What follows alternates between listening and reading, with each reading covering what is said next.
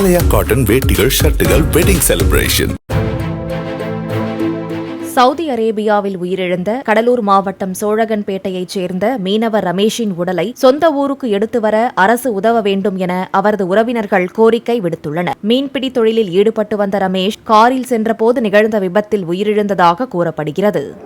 தொழிலுக்காக வயிற்று பிழப்புக்காக வெளிநாட்டுக்கு போன என் வீட்டுக்காரர் எங்களை விட்டுட்டு ஒரேடியா போயிட்டாரு விபத்துல. பச்சை பிள்ளைங்களாச்சு. இன்னமும் பிரேதம் வரல. கவர்மெண்ட் ஏதாவது நடவடிக்கை எடுத்து சீக்கிரம் என் வீட்டுக்கார இன்னமும் வரல. பிள்ளைங்களும் பட்டினி பட்டினியா கிடக்கும். ஐயோ, என் உயிர் போயிடுச்சு, என் குடும்பம் எல்லாமே போயிடுச்சு. ஐயோ,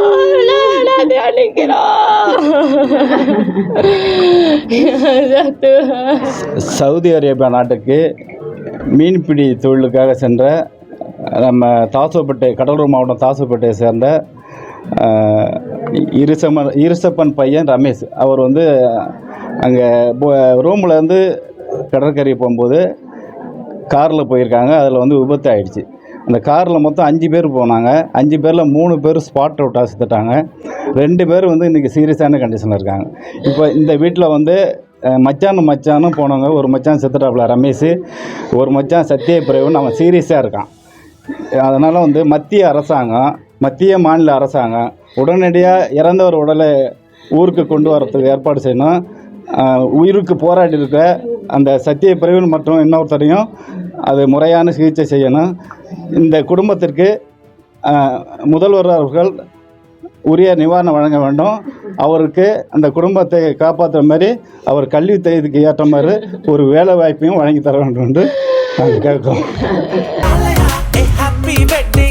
ஆலயா காட்டன் வேட்டிகள் ஷர்ட்டுகள் வெட்டிங் செலிப்ரேஷன்.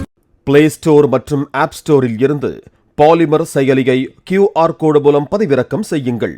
செய்திகளை உடனுக்குடன் பெறுங்கள்.